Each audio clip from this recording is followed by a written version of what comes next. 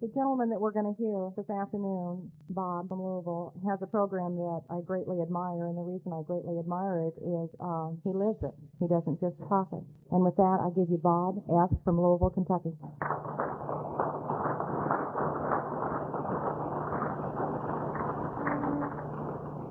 Thank you, Julie. My name is Bob Frey. I'm a grateful recovering member of the Worldwide Fellowship of Al-Anon.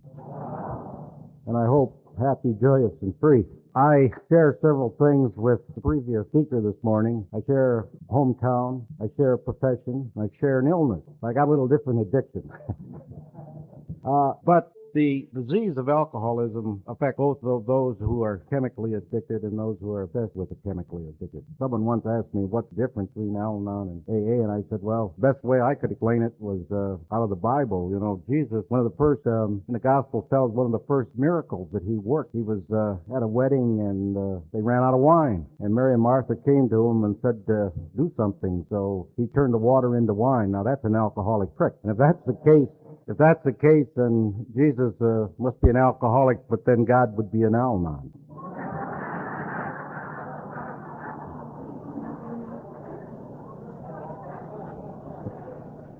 My great-grandfather was a Methodist minister, and I'm sure he would not like that story, but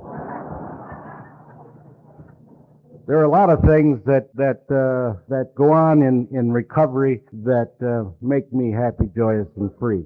And that's one of the liberating things of this program. And to be here today with you all is a highlight of that, because I can't live my program unless I give it away. And maybe in some small way that I can give away something, I don't know what I'm going to say, but one time I was giving a speech and I got up in the middle of the night. My wife says, what are you doing? And I said, well, I don't think I'm prepared. And she says, well, I don't know about you, but God's prepared. So that's what I feel today. Anyway, I'm here to share with you my experience, strength, and hope. And I guess the best place to start is tell you about my childhood. And the boy is father of the man. I grew up in Michigan, and I hate to say I was from a dysfunctional family. You hear that word all the time, but most of our families are kind of screwed up. And every once in a while, I hear of a family that's a tender, loving care family, or these people in this family have learned how to love and how to appreciate each other. But so many of our families aren't that way. My father had a second-grade education. My mother had 1 year of college. I never knew how they got together. My mother was from Elwood, Indiana. To this day, I don't know how my mother got from Elwood, Indiana to Michigan. That was one of the secrets of our family. And they say the secrets get an alcoholic drunk. Well, they keep us crazy. And sometimes if I can dwell on that, how she got there, I don't know. But I guess it had something to do with the fact that they were both previously married, and they didn't talk about that either. That was another secret. But in growing up in that environment, my father was angry most of the time. He was very profane. He was never obscene, but very profane. And he would rant and rave and carry on. Whenever he did something like that, even though I was the youngest in the family of 4, I felt that I had done something wrong. I felt that I was a bad boy. And so I felt that I needed to do something to fix him. And I've been doing a lot of that. I've done a lot of that in my life, trying to fix somebody. My mother would try to soothe everything down and keep everything on an even keel, but it was like when he was ranting and raving, it was like walking on eggshells. And I always felt that if I just worked hard enough, I could just do something he would be happy, and I would have had him fixed, and then he wouldn't have to yell, and then my mother would be happy, and everything would be fine. Fine, that's a nice word. You know, incidentally, you know what fine is? That's fouled up, insecure, neurotic, and egotistical. And that was part of my life for so long, was just being fine. But I thought that if I just did all these things, if I excelled, if I just everything I did, if I did it to the best of my ability, and I came, that's what we tell ourselves. We tell our children growing up that you can do anything you want to do. And so I over-excelled. In school, I was a good student. I was in the Boy Scouts. I was an Eagle Scout. Graduated third in my class in high school. Was a president of my class, student union, played football, did all those things.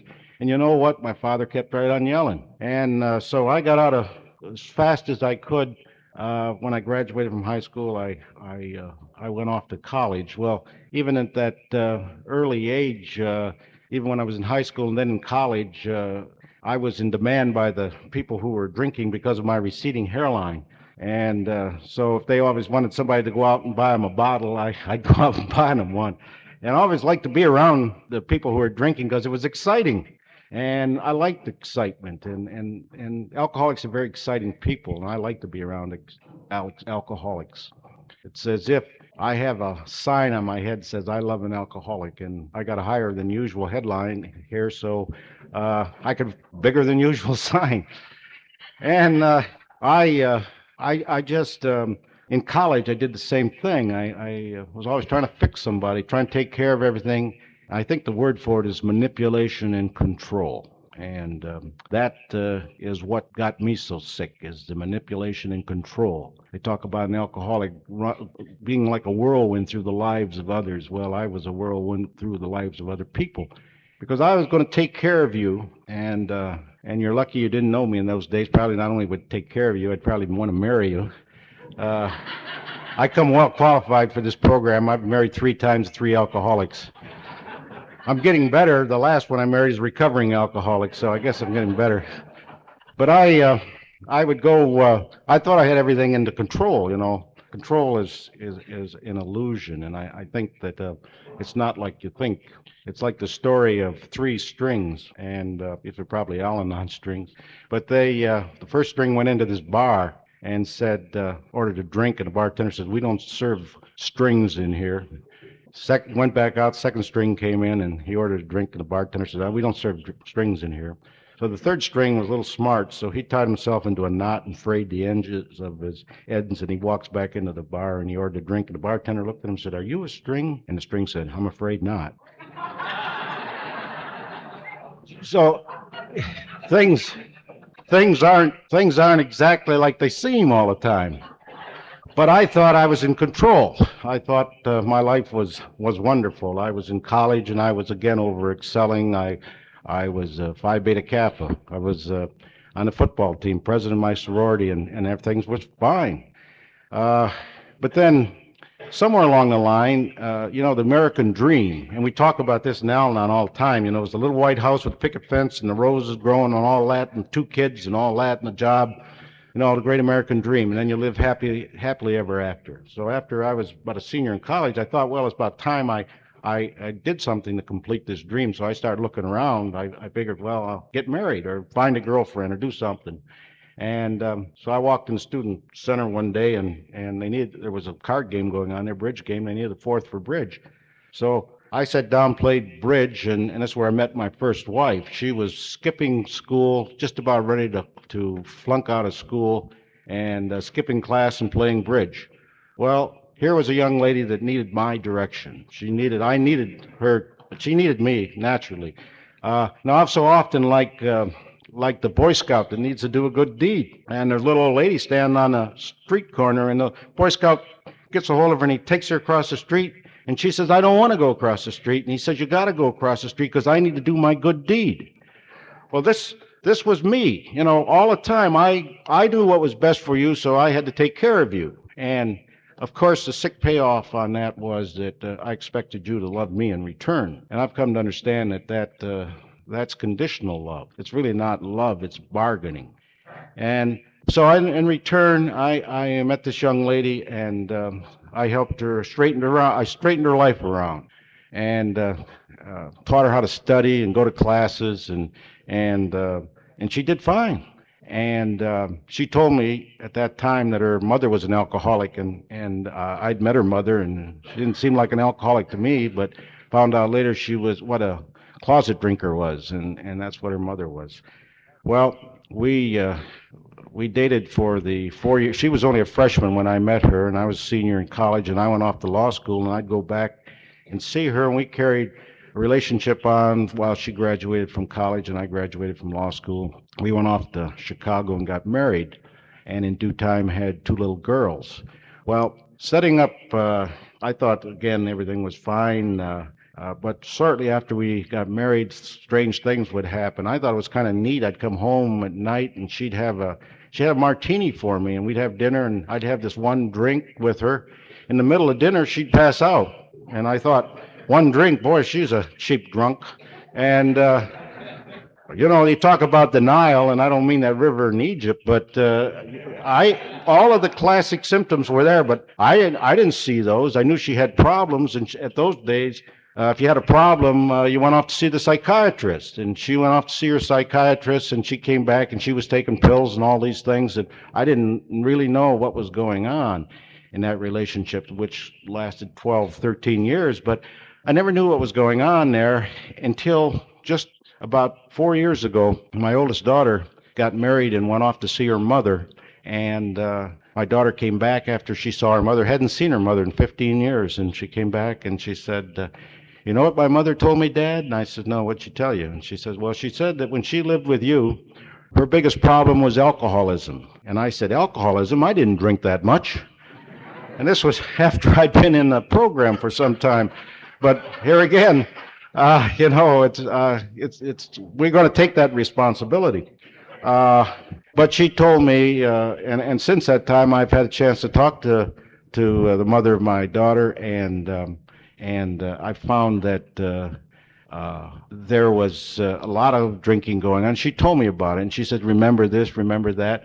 And it's funny, all of the things there, she was a closet drinker just like her mother, but I didn't know that really until or at least the denial was in my way until just 4 years ago. Well, one of the things in growing up, as I said earlier, in my family, one of the things that happened is that I never saw any affection in my family. There must have been some. There were 4 of us, so there must have been some for at least 4 times.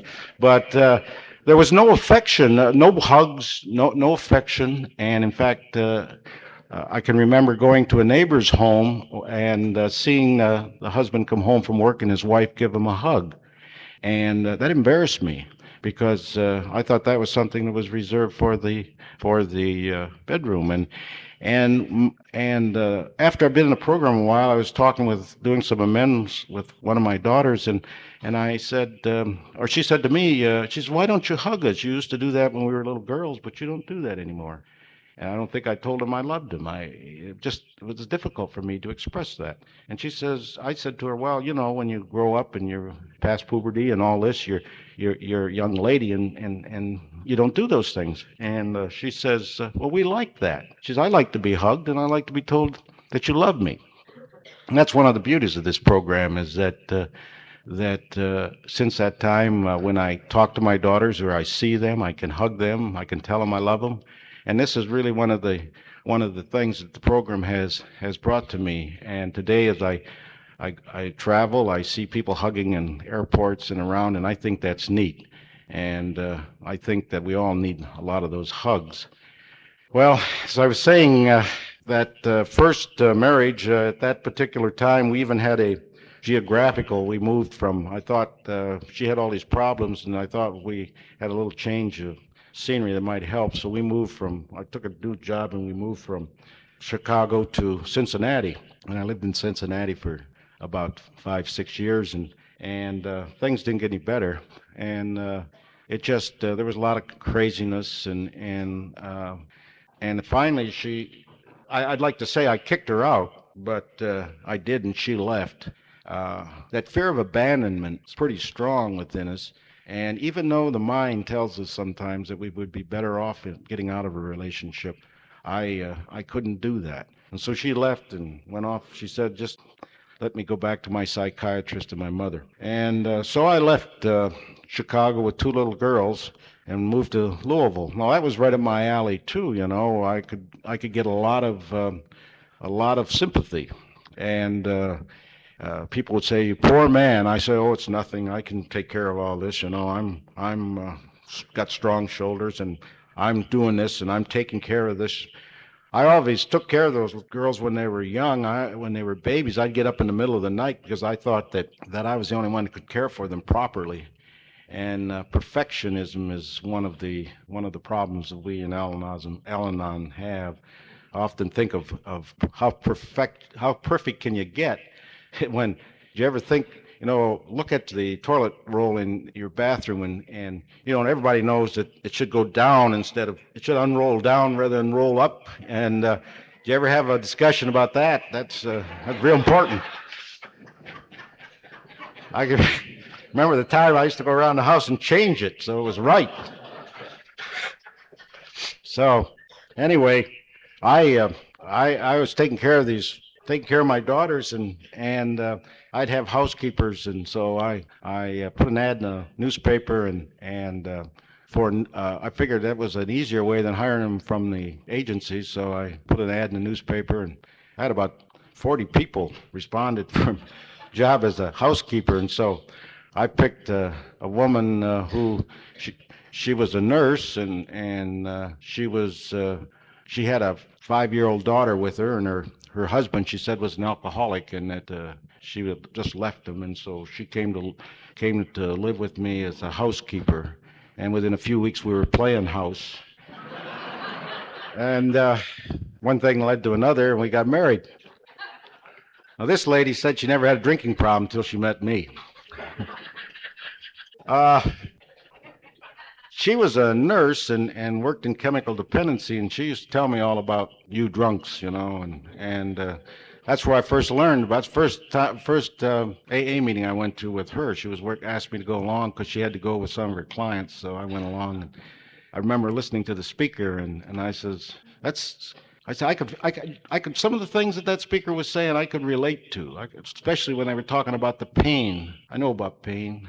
And you all know about pain. That's why when a newcomer comes around, I enjoy newcomers. They remind me of that pain. I hope that I never get well enough to forget the pain and the loneliness and the sadness. But we don't have to have that. We can live happy, joyous, and free. And that's one of the promises. And we have alternatives today, and that I've come to understand. Well, anyway, this lady. Things went along, and a lot of crazy things happened. One of the things I always thought that I could straighten her around. I always felt she was a jewel in the rough, and that I could if I worked on it hard enough, I'd straighten her around. And she did some strange things. She had an affinity for diamonds, and so I think today she'd go out and buy these diamonds, and she'd come back and she'd say, well, I got a real good deal on this. And I said, well, how do you expect us to pay for these things? And she'd tell me what she spent for it. And I said, I don't know how to pay for this. And she says, if you love me, you'll find a way. Well, that's a real challenge to. So didn't rob any banks or anything, but I put a third mortgage on the house and borrowed every place I could, and I found a way to pay for those things. Well, in reciting these stories, I tell them not to be taking the inventory of these people, but just to tell you something of my sickness, because my sickness is how I related to those things, and my obsession was how I related to them. And we play this game of how do you feel? You wake up in the morning, and it's as if her blood ran through my veins, because I'd say to her, how do you feel? And I'd wait for her to tell me how I felt, because if she felt good, then I felt good. If she felt bad, I felt bad. And that's the way my days went. And I felt that I was responsible to make her happy, and if she wasn't happy, then I wasn't happy. And I didn't know that I'm not responsible for anybody but Bob. But she, one of the other things she did, bought a gun. She thought she needed a gun to protect herself. And one day she's cleaning that gun, and we're sitting there, and I'm talking, explaining everything to her. I just talked, and I felt if I talked long enough and would explain all of this stuff out, she would surrender the superior weight of my logic. But finally, she put that gun to my head, and she said, "Shut up." You talk about awakenings. So that was a spiritual awakening. I shut up. And then she aimed the gun, I could hear pull the trigger, and it went off. And fortunately, she had it pointed at the ceiling, a big hole in the ceiling. And about a year later, I came across that gun, and I took it and went down to the Ohio River and threw it in the river. And boy, did I feel good after I had done that, And I think about that often, and I wonder, why didn't I do that at the time that happened? Why did I wait a year? And I look back, and I thought, I didn't do it at that time because that wouldn't have been a nice thing to do. And I wouldn't want to hurt her feelings. That's how we react in those situations, but that's the way I reacted. And one day we went up to Nashville, Indiana. I'm in Indiana. I'll tell the Indiana story. And we had another couple with us, and they were drinking wine and smoking dope. Then in the morning we got up and we were walking around the town, and we were in and out of these shops, and we stopped to have a cup of coffee, and a police officer came in, and he said to her, he says, ma'am, when you were in that business back there, did you take something without paying for it? And she reached into her pocket and pulled out a piece of jewelry, and she says, this? And so he arrested her, and I was humiliated. I felt I was responsible for that, because by this time I had told her that she couldn't spend any more money on jewelry, and I felt responsible for that. I was humiliated. Being an attorney, I didn't know what to do. I didn't know what to do. I bailed her out of jail. And then I had to go to the judge and tell him that my wife was a thief, and that she was sick, and I was responsible for her. And so he let her out. He said if I was going to be responsible for her. But that's the way things went. Finally, one night, she was up in the room drinking, and she said that she was talking about death, and that the dignity of dying and all that stuff. And because she was a nurse, she had a whole jar of pills that I don't know what they were. She'd steal them, collect them, whatever she did. But she had this whole jar of these things. And she said if she never needed to take her life, that's what she was going to use. So she's talking about it. And I went downstairs for something. I came back up there, and she says, well, I've done it. I said, done what? And she says, I've taken my life. And so I said, well, I'm going to go to the phone and call the EMS. And she said, no, you promised me. You promised me that if I wanted to take my life, that you would allow that. And I said, yeah, that's what I told you that. I thought, well, maybe this is the way it's going to end. And so she's eyes got real glassy and her speech got slurred, and she laid down in the bed, passed out.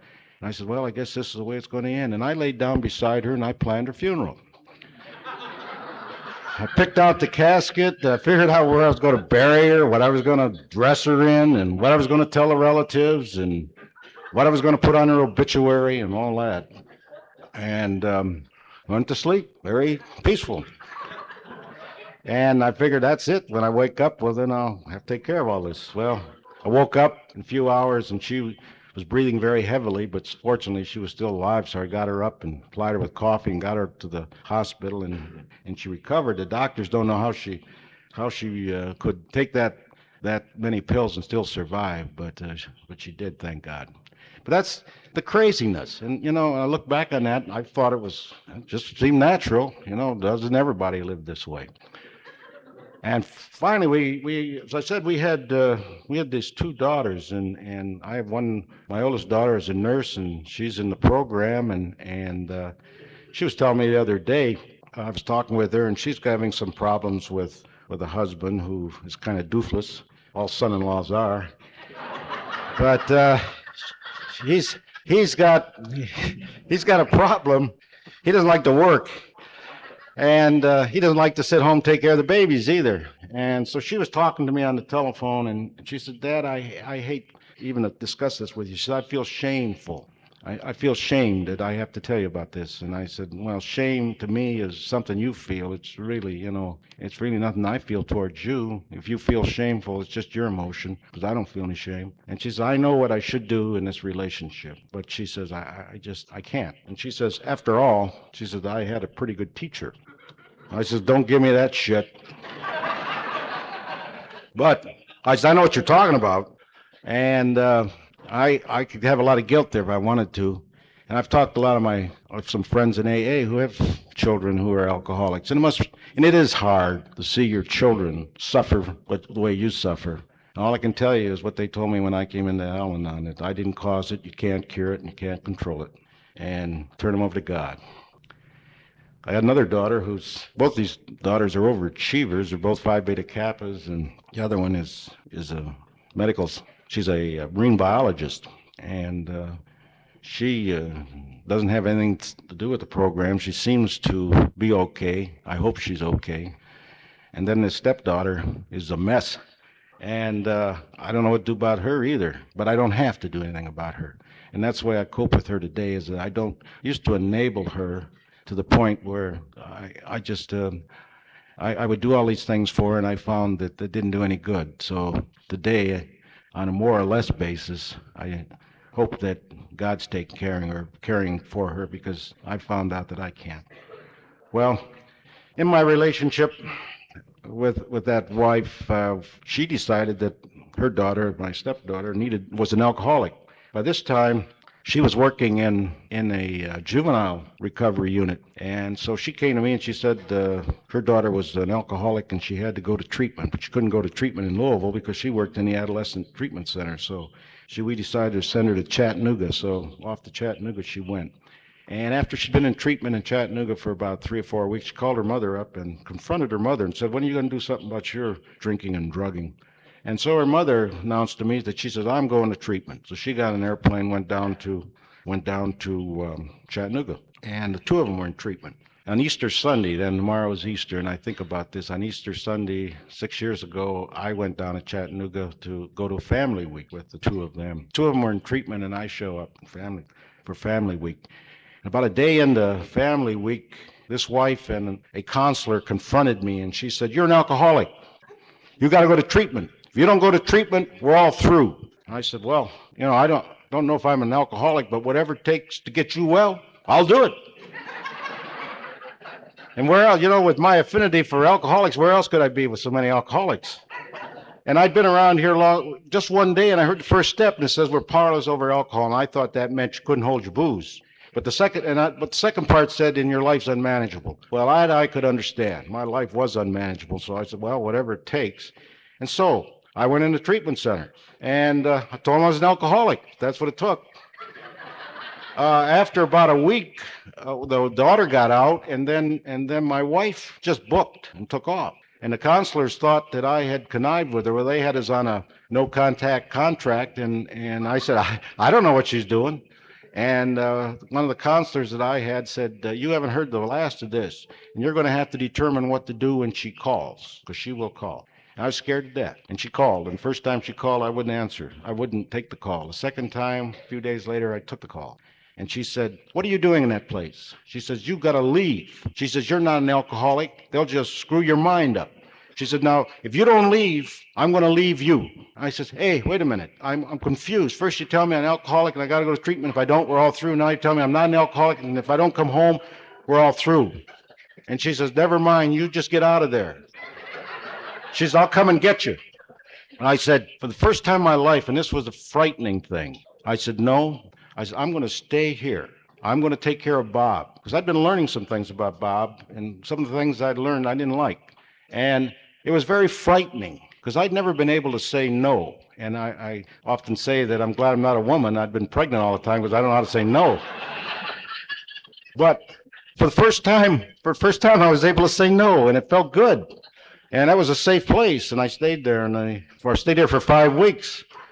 And probably the only person that came into Al-Anon through AA, it's usually the other way around. They go to Al-Anon, and then they come into AA.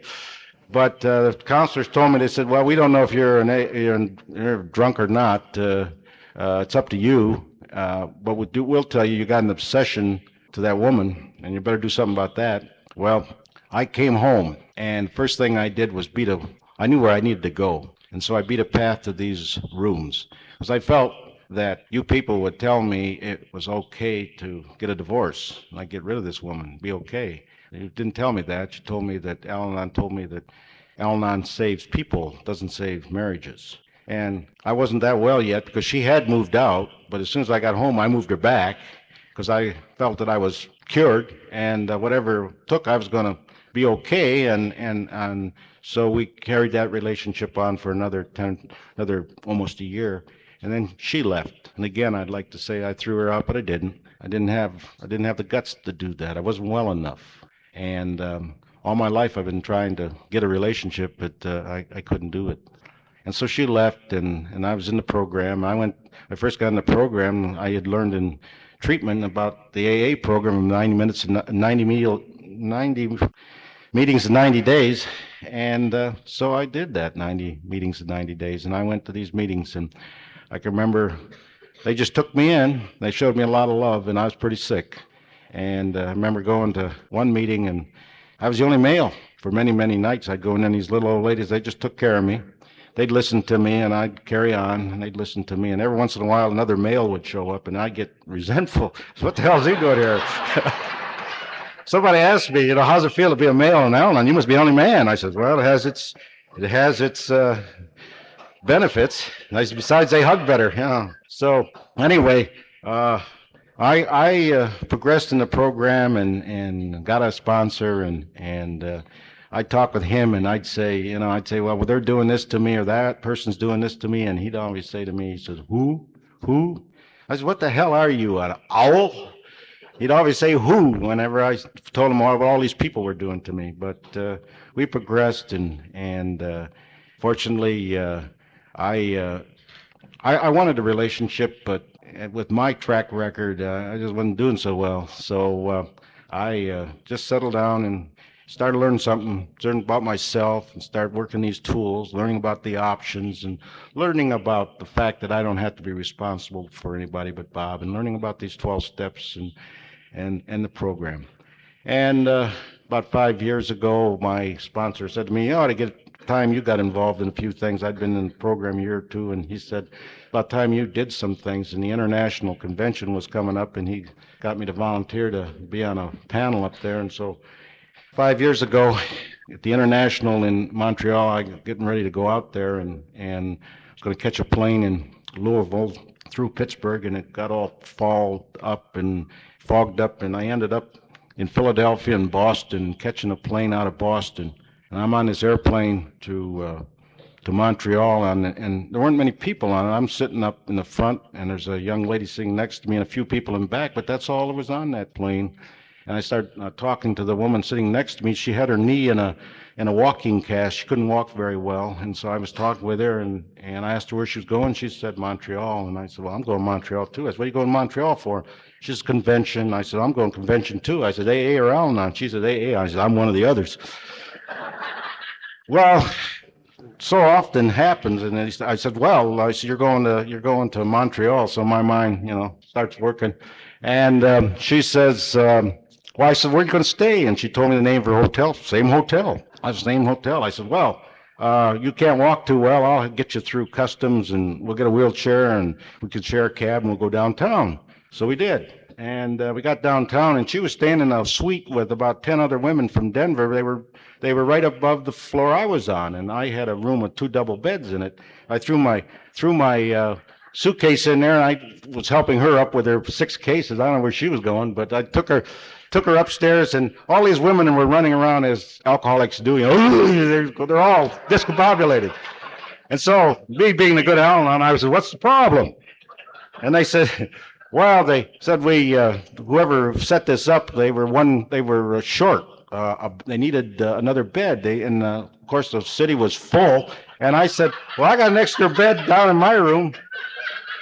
I had some different thoughts than they did, but they sent down 2 of their elderly contingent. One lady was 75 years old, and the other lady ran the AA central office in Denver. So I guess I was pretty good hands. And so I told them I snored, and when the one lady she gave me a wad of cotton after she left, and she said, this and the Serenity Prayer got me through the week we were there. Well, as a result of that, they just sort of adopted me, or I took care of them. I ran into my sponsor up there, and I was telling him what I was doing. He says, well, that follows with your track record, taking care of alcoholics. So then they sort of adopted me. I did my thing, they did theirs, and we went off to various functions, and afterwards they invited me to come out to Denver, and so I did. I went out to Denver and spoke, and the lady I'd met on the plane, I started a long-distance relationship with her, and I do a lot of traveling around the country, and I found out that all the airplanes have to go through Denver to go anywhere in this country. You didn't know that, but that's fact. And so where I went, I just go to Denver, and we carried that relationship on for several years, and then just the way things work. And one of those miracles, she had an opportunity to come, and got offered a job in Kentucky. And she said, didn't know whether she should take that job or not. And I said, well, yeah, you come to Kentucky, you can come and live with me. And she said, no, I don't know if I want to live with you. She said, I lived with a man for 6 years, and we never got married, and I made up my mind I was never going to get married. I was never going to live with a man unless I got married. And I said, well, I've been married twice, and I made up my mind never get married again. So we compromised, and it'd be 3 years in June. We'll be married 3 years. So one of the things I've learned out of that relationship is that, God takes care of you and gives you what you need, not necessarily what you want. In this case, it was both what I wanted and what I needed. And Camille is my best friend, and I can't tell you the relationship we have on today. Our marriage was a AA marriage. Everyone there, including the minister who married us, was in AA or Al-Anon, except my sister and her husband and my 2 daughters. And since that time, the relationship is such that she gives me the dignity of being myself, and she allows me to work my program, and I allow her to work her program. And I don't get into her program, although I have a few loving concerns about her program. But we try to live that happy, joyous, and free. And all we have, there's no promise of tomorrow. And I've come to understand this 24-hour program that we live. And each morning when I get up in the morning and I spend a little time with my ODAT and a little time for myself, and I say, well, God, what do you got in store for me today? I can remember a time when I'd get up in the morning and I'd say, oh, shit, another day. And it's not that way today. I get up and it's exciting, as I got up this morning, and I said, well, what's going to happen today? Here it is, the 14th day of April, 1990, and it's the only 14th day of April that I'll have. And what's going to happen today? Something exciting will happen. And I know that I don't have to do anything. All I have to do is show up, and God takes care of the rest. And I heard it spoken one time about a man said, have you ever been in the cemetery and looked at the headstones? And it'll have the name of the person. It'll have the day they were born, their name, the day they were born, and the day they died. And in between, there's about a 3-inch slash. And that 3-inch slash is your life. That's all you have. So really, if you waste a day, then it's gone. And I've come to understand, too, that, if I think about yesterday, I got a lot of guilt about a lot of the things that happened in my life. And if I think about tomorrow, I got a lot of fear. Guilt and fear are 2 emotions that I don't like to deal with. I don't know about you, but those are 2 that I just don't like to handle. And I find that I don't have to handle those. And if I live here on a day-to-day basis and continue to do the things that this program tells me to do. Well, as I said, right now, we try to live this program to the best of our ability.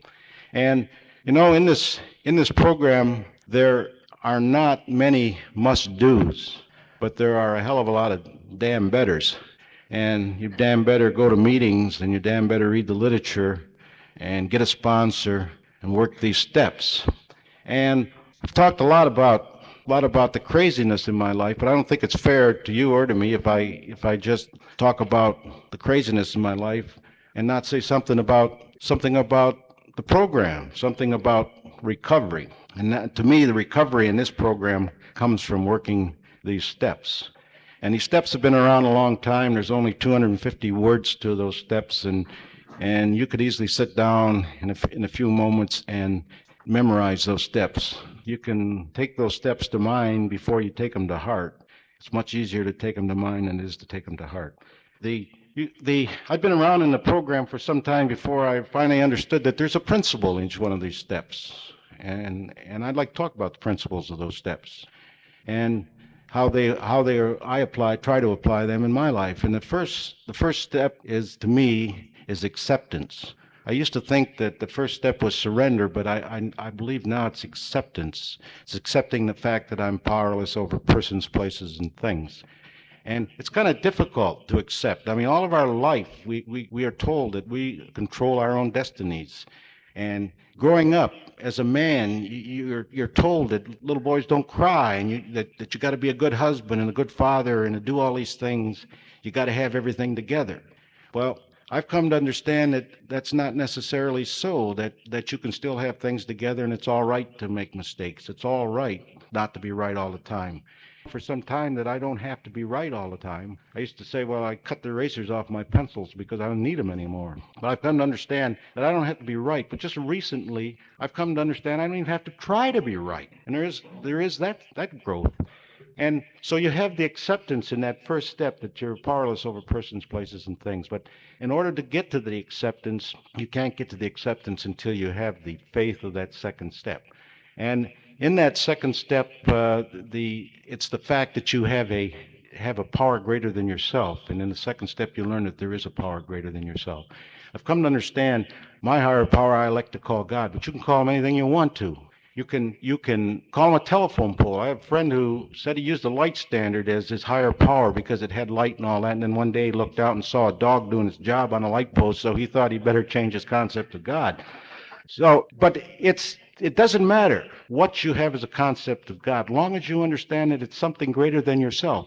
Because in my arrogance, I was God. And that's what we all do. We don't say that, because if we said that, they'd haul us off to the booby hatch. But we do act as God. And I've come to understand that you have your higher power, as well as I have my power. Now, whether you elect to use that higher power is up to you. But I don't have anything to do with that. And I don't have to take care of you. I don't have to be your higher power. So with that second step, if I have the faith of a higher power, I can put to work the acceptance of the first step, so that I have the acceptance in that first step, and if I have that faith of that second step. And then I got the commitment of the third step. Now, Don was talking about the three frogs on a log, and in that third step we make the decision, and he talked about how many frogs you got left. Well, I have another story that goes with that it, to me, shows the commitment of the third step.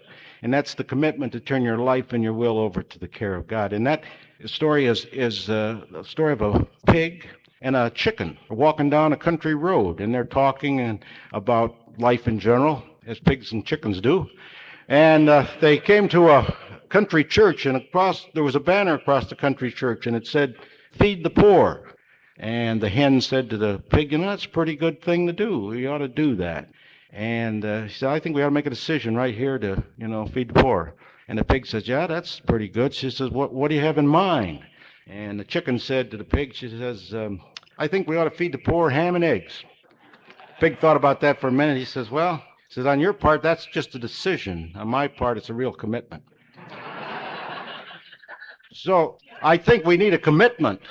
Not only do we need the decision, but we need the commitment in that third step, a commitment to turn our life and will over to God. And in that third step, if you got the acceptance of the first step and the faith of the second, and the commitment to turn your will, not just once or twice, but over and over and over again. I have to use that first three steps on a daily basis. And I have to turn my life and will over on so many things on a daily basis. These are to me, the keystones of our program, and I've heard it referred to as the Al-Anon waltz, 1, 2, 3, 1, 2, 3. But also in that third step, as Don was talking about, I believe that somewhere in that third step, you got to get down on your knees and commit your life, and really make that commitment to go on and do the fourth step. Because just turning your will over and leaving it there gets you nowhere. So you've got the fourth step, and the principle to me in the fourth step is honesty to others. The only thing you have to be there is honesty. And you're also there, you're taking your inventory, not someone else's. And it's kind of scary, but it's also liberating if you sit down there. And I think sometimes in Al-Anon, we have our blueprint for progress, and I don't like it.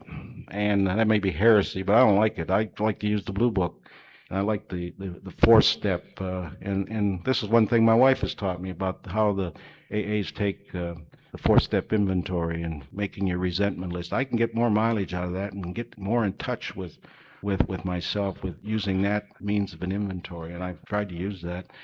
And then we get into the fifth step, which is the honesty with others. And you have to, it's like in the fourth step, you gather the garbage and take it to the curb, and in the fifth step, you dump it. And you get rid of it, and it's a catharsis. And the only thing you need to do is make sure you get somebody who you're going to share your fifth step with, who is strong enough to understand and isn't going to criticize, isn't going to make judgments, but is strong enough to give you some direction, is going to love you for just being yourself, just being a poor, suffering human being. And with those two steps, you get into the sixth step, which is willingness. To me, if the principle is willing, you have to be completely willing to have God remove these shortcomings. These shortcomings We say we're willing, and we say willingness is enough. And we all say, yeah, we're willing. We've gone through this, and we want to get rid of these shortcomings. But so often, we get a lot of mileage out of these shortcomings. We like these things. It's like sitting in a cow pod. We know what a cow pod is. It stinks, but it's warm. And we know what it is, and it's comfortable. And who wants to leave that, It's, even though it's kind of bad, but we like it. We know what it is. We get a lot of mileage out of it. So when we say we're willing, we sometimes aren't willing, because we got these character defects that we want to keep hold of. And sometimes these defects, they're not all that bad. Sometimes these defects we have are just things personality traits that we carry to extremes. And sometimes some of these are okay. It's like control. Sometimes control works. I call that the Al-Anon trap, because sometimes the control that we try to exercise, it works. It's an illusion, but it does work, and you use a tremendous amount of energy to make it work. But what we do, it's a trap, and you get lulled into the idea that you're okay. And so with that willingness of 6, you get into the humility of 7, and you humbly ask God to remove these shortcomings. And humbleness in our society, it has a hard time of it. We often equate humbleness with weakness. And I don't look at it that way. We sometimes think about humbleness as in the military sense of surrender. I think it's the humbleness that we talk about in this step is like it's a strengthening thing. I think in the old Greek the word for it is I think the example that I recall is the old story and mythology about the wild horses in the country, and all the young men go to tame these wild horses, and of course the one strong young man grabs the strongest of these horses and trains it, and the horse becomes a useful vehicle, but within all his strength he has a direction, and the Greek word for that is humble. And in the last couple of years, one of the other things I've done is take riding lessons. My wife was responsible for that. She saw me ride once, and she said it scared her to death. So she said she'd make me have. She took some lessons, so I've taken some lessons. You're on the top of a horse, and as they say, what's good for the inside of a man is good for the outside of a horse. I don't know, but I've come to feel the strength in that horse, and I can understand that story, and I can understand that humility is actually strength. It's a surrender. It's a surrender and win. It's if I invite you into my home and you come into my home as a guest, and we share food and talk and fellowship, and you learn from me and I learn from you, and it's a relationship. It's a good relationship, and it builds from there. And the same way with God coming into our life. God comes into your home, comes into your life. He's your guest. He's your friend. You're not. It's a partnership that we have with God, and I've come to find out that the partnership is a junior-senior partner. He's a senior partner, and I'm the junior partner. You have to understand that, because so often in our arrogance, in my arrogance, I felt that God was too busy to take care of me, because I felt, that God was out there busy taking care of all you other slobs, and that he'd endowed me with all this intelligence that I could take care of myself. I wasn't doing a very good job, but I felt that if I just worked hard enough on it, I would take care of it. But if you invite God into your house, it's a partnership, it's a relationship. If I have a relationship with you, I have to work on it. So if you're going to have a relationship with God, you got to work on it, and you got to be humble enough to ask. Nowhere in 6 and 7 does it say that God will remove these shortcomings. You got to ask. And many times, that's one of the hardest things for us to do, is to ask. Often we don't ask until we experience enough pain, and then even after that, after we ask, we sometimes don't have the courage to follow those directions that are given. But we get through the 7, and we get into the amends of 8 and 9. Now, to me, with amends, it says there, make a list. It doesn't say what part you had in it. If you had 90% or 10%, doesn't really matter. If you've hurt another human being, well, then you should make amends. Now, in one of my relationships, my second wife, one of the things that went on is, and I've forgotten about it. I don't like to talk about it because my ego gets in the way. But she started going out and having affairs, and then she'd come back and tell me about it. We talk about a double standard. And it's all right for a male to go out and run around. Some parts of society say it's okay. I don't feel that way, but they say, it's all right for a male. It's expected almost as the male goes out. But the other way around, it's different. It's a double standard. And when she came and told me about that, my first inclination was to throw her out, but I didn't. And what I did was I said, well, I'll be strong, and I'll work it out. I'll make it work. And it didn't work. She went out, kept doing that. So in my brilliance, I decided the way I would fix that. She was running around. She had a girlfriend that she ran around with a lot. So I took her girlfriend out and seduced her, and then came back and told my wife about it. If any of you have any ideas of solving problems like that, take it from me. It doesn't work. But I just thought about that when I was talking about amends. I still owe on amend to this girlfriend of hers. And, I have a hard time dealing with that because I'm frightened to death. And I've been in this program for 6 years, and I still haven't made that amend. But I got to make that amend, and I haven't made it yet. And it's frightening. But not only do you make those amends, but there's a second part in that making amends, is that you don't do it again. It's all right for me to say I'm sorry if I step on your toe, but I shouldn't come right back and step on your toe again. And so the second part of that making amends is you make the amends, but you don't do it again. And so that is the thing to be kept in mind with the principles of those particular steps. And also in that steps, it says, don't do it if it's going to hurt another human being. If any of you are out sleeping with your best friend's wife, don't tell her. It's not going to do any good. Just not going to do you any good. You just stop it. Don't tell her about it because that hurts, and that's not what those steps are all about. Then you get those first 9 steps are the basic program. You work those every day in your affairs, and then you got the maintenance steps. You got 10, 11, and 12. And the 10th is continue to take personal inventory, and when you're wrong, promptly admit it. If I continue to work that on a daily basis, I wish I was at the place in my program where I could diary or write a journal every day. I'm not. Sometimes I do, sometimes I'm not. But when things happen, on a day when I have a problem, if I can write, if I'm angry or if I'm afraid, if I can write that out and figure out just what had happened, if I'm angry, and if I handle it within 24 hours, it won't turn into a resentment. If it turns into resentment, then it's out there, and I may have to do a 4-step on it again in order to get hold of it. But if I do that on a day-to-day basis, I can keep those angers and resentments to a minimum, and in so doing, get some serenity. One of the things in the resentments, I was told one time, if there's a spiritual axiom in the big book or in the 12 and 12 that says if anybody does anything to you in your life and you're uncomfortable about it, you have to look at yourself.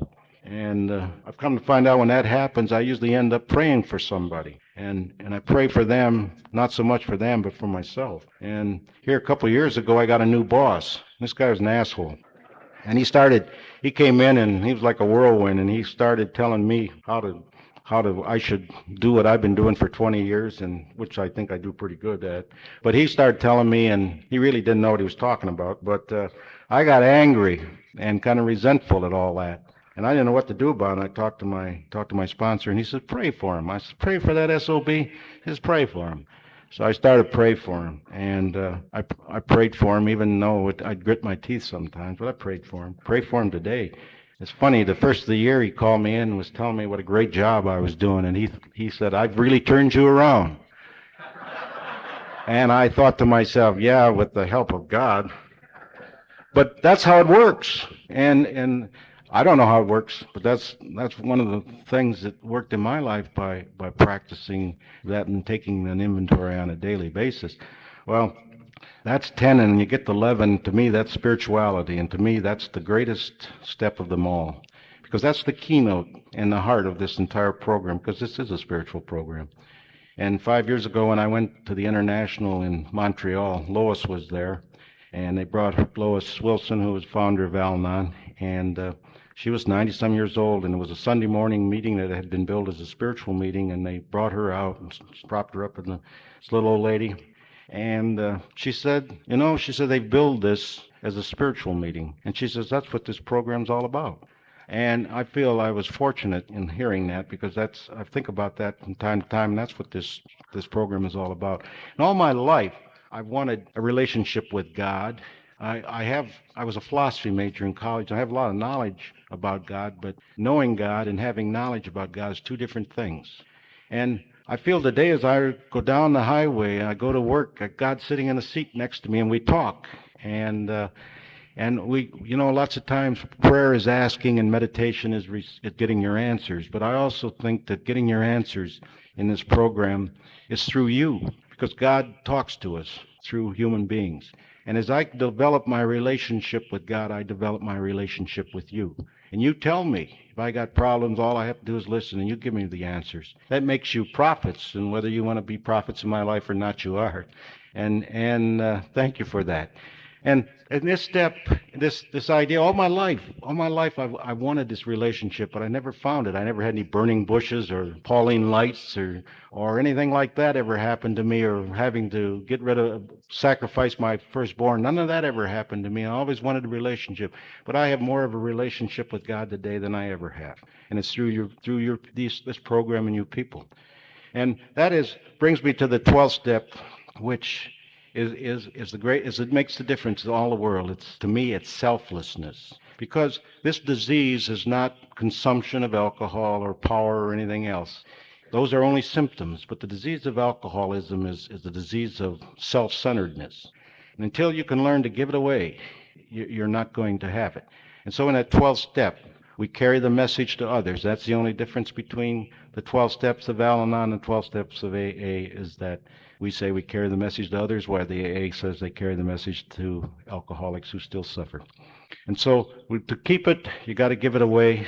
And the 12 steps is to me, is the way we give it away. And so again, I appreciate the opportunity to share with you this afternoon and tell you a little bit how I feel, and to thank you for being a part of my life. And I wish for you that you all live well and enjoy your higher powers. And I've come to understand that God is sufficient for our every needs, but it helps if we stand aside and let Him do His thing. And so I wish for you joy, peace, understanding, purpose, and direction in your lives. But best of all, I wish for you a kind of want that makes this program necessary in your lives. And if no one has told you today that they love you, I do.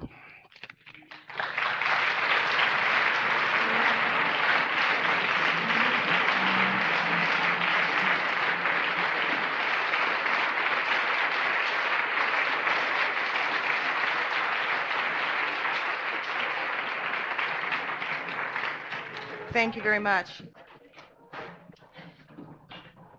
Bob, on behalf of the mini conference, West Central Indiana mini conference, we want to present you with this coffee pot as a token of our appreciation for you being here. Thank you. Thank you again.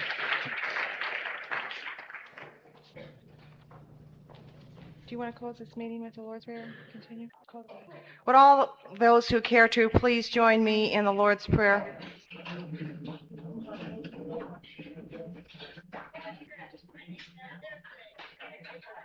Whose Father? Our Father, who art in heaven, hallowed be thy name. Thy kingdom come, thy will be done, on earth as it is in heaven. Give us this day our daily bread, and forgive us our trespasses, as we forgive those who trespass against us. And lead us not to temptation, but deliver us from evil. For thine is the kingdom, the power, and the glory, forever and ever. Amen.